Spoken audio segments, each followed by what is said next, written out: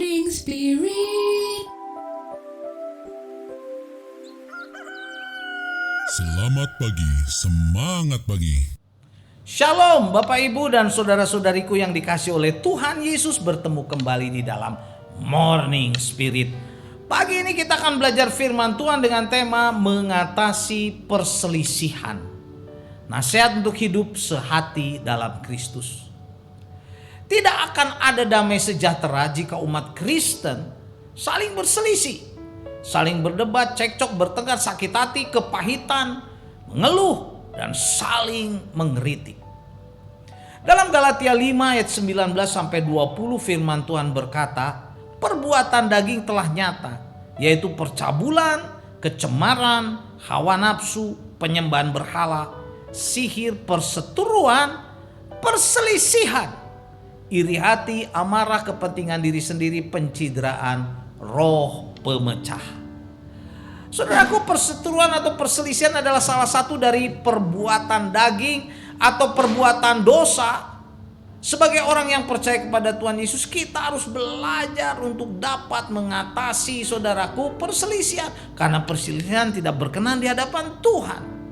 Perselisihan banyak sekali membuat keluarga Kristen tidak bahagia dan juga membuat gereja tidak bertumbuh. Bahkan itu juga bisa membuat gereja terpecah belah, saudaraku. Bahkan hancur lebur berantakan karena perselisihan. Nah, saudara, dalam kitab Filipi 4 ayat 2 sampai 3 diceritakan, saudaraku, ada dua perempuan di dalam gereja Filipi. Mereka adalah pemimpin-pemimpin, saudaraku, aktif dalam pelayanan juga dalam pekabaran Injil, yaitu Euodia dan juga Sintike sedang berselisih. Dan ini sangat mengganggu suasana dalam ibadah pelayanan di gereja Filipi. Kemudian Paulus menasihati mereka. Filipi 4 ayat 2 sampai 3. Euodia kunasihati dan Sintike kunasihati supaya sehati sepikir dalam Tuhan, dalam Tuhan Yesus, saudara. Bahkan aku minta kepadamu juga Sunsugos untuk temanku yang setia, tolonglah mereka.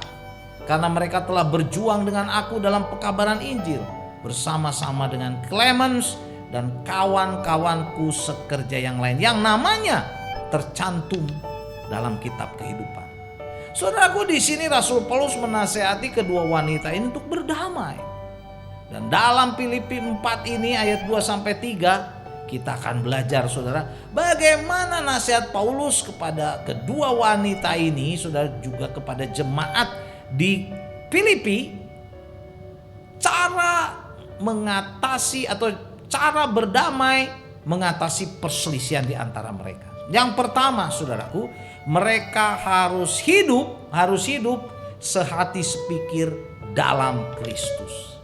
Sehati sepikir dalam Kristus atau seperti Kristus. Filipi 4 ayat 2 saya bacakan lagi. Euodia kunasihati, Sintike kunasihati supaya sehati sepikir dalam Tuhan. Rasul Paulus menasihatkan kedua wanita yang sedang berselisih itu, saudara, untuk menaruh hatinya dan juga pikirannya di dalam Tuhan. Jika seorang hidup, saudaraku, di dalam hati dan pikiran Tuhan seperti Tuhan, dia akan menghabiskan waktunya dengan Tuhan. Untuk apa? Melaksanakan misi Tuhan, melaksanakan isi hati Tuhan dalam pekabaran Injil, dalam pelayanan, saudara. Sehingga tidak ada waktu lagi, saudara, untuk berselisih. Orang yang melaksanakan misi Tuhan di bumi akan menjaga hadirat Tuhan untuk tetap tinggal dalam hati dan kehidupannya.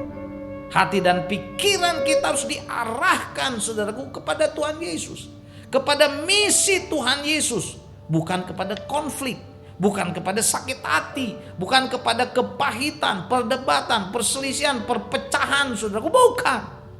Keharmonisan di dalam keluarga, di dalam tubuh Kristus akan terjaga bila kita dipenuhi dengan sehati sepikir di dalam Tuhan Yesus. Nah, saudaraku, bagaimana caranya supaya kita sehati sepikir seperti dalam Tuhan Yesus? Dalam Filipi 2 ayat 5 sampai 8, Rasul Paulus mengajarkan kepada jemaat Filipi bagaimana caranya untuk dapat hidup, menaruh pikiran dan perasaan yang terdapat juga dalam Tuhan Yesus.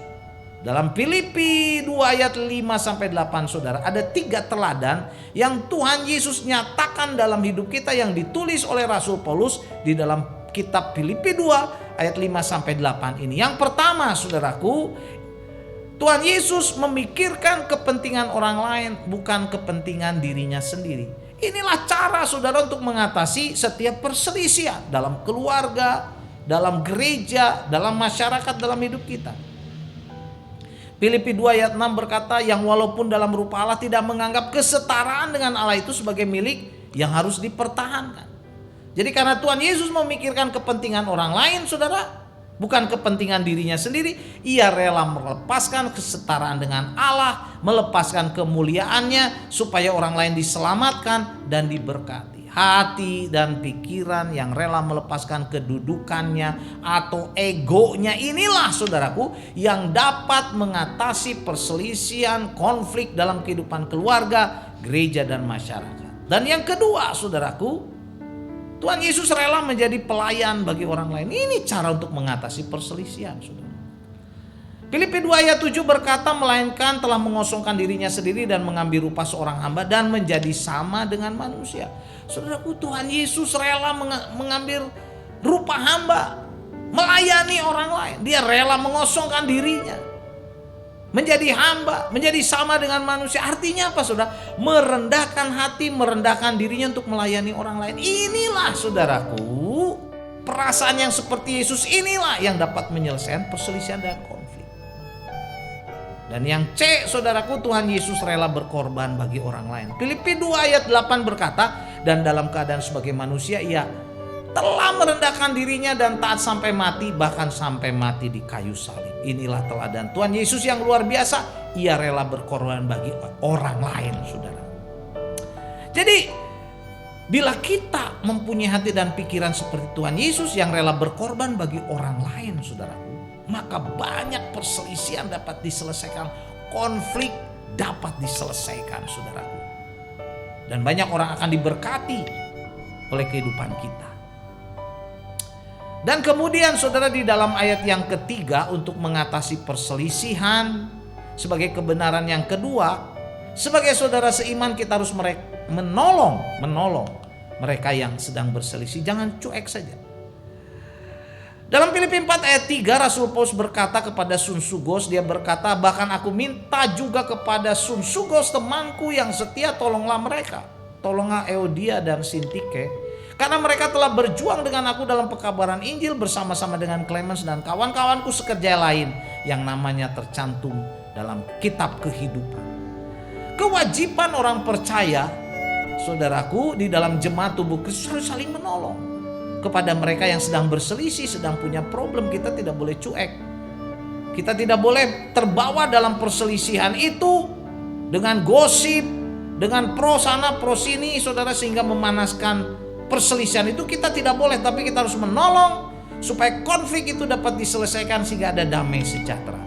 Jadi sebagai orang Kristen, saudara seiman dalam keluarga, gereja, masyarakat wajib menolong orang yang sedang berselisih supaya ada perdamaian dan sukacita serta kebahagiaan. Jadi saudaraku, dari Filipi 4 ayat 2 dan 3, inilah nasihat Paulus bagaimana caranya mengatasi perselisihan. Yang pertama, kita harus hidup sehati sepikir dalam Kristus, yaitu A, Tuhan Yesus memikirkan orang lain bukan kepentingan dirinya sendiri. Yang B, Tuhan Yesus rela menjadi pelayan bagi orang lain. Yang C, Tuhan Yesus rela berkorban bagi orang lain. Dan kebenaran yang kedua, sebagai saudara seiman, kita harus menolong mereka yang sedang berselisih. Matius 5 ayat 23 sampai 24 berkata, sebab itu jika engkau mempersembahkan persembahanmu di atas mezbah dan engkau teringat akan sesuatu yang ada dalam hati saudaramu terhadap engkau, tinggalkanlah persembahanmu di depan mezbah itu dan pergilah berdamai dahulu dengan saudaramu, lalu kembali untuk mempersembahkan persembahanmu itu. Amin. Mari kita berdoa. Terima kasih Tuhan untuk kebenaran firman-Mu, bagaimana kami mengatasi perselisihan Tuhan dan konflik dalam hidup kami, dalam keluarga, gereja atau masyarakat. Terpujilah nama-Mu, jadikanlah kami menjadi pembawa damai Dalam nama Tuhan Yesus kami berdoa. Amin. Amin. Bapak Ibu dan saudara-saudariku yang dikasih oleh Tuhan Yesus, kalau kita diberkati oleh Morning Spirit ini, jangan lupa klik like dan subscribe, bunyikan loncengnya supaya bisa mengikuti Morning Spirit ini terus. Juga berikan saudaraku kepada orang lain kalau kita diberkati. Sampai bertemu dalam Morning Spirit selanjutnya. Morning Spirit. Selamat pagi, semangat pagi.